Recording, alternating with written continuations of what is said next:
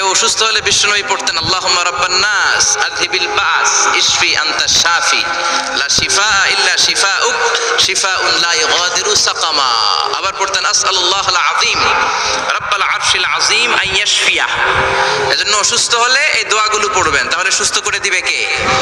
তাবিজ তোমার ঝুলানো যাবে না। অনেকে অসুস্থ হইলেই তাবিজ ঝুলায়, আছে না নাই?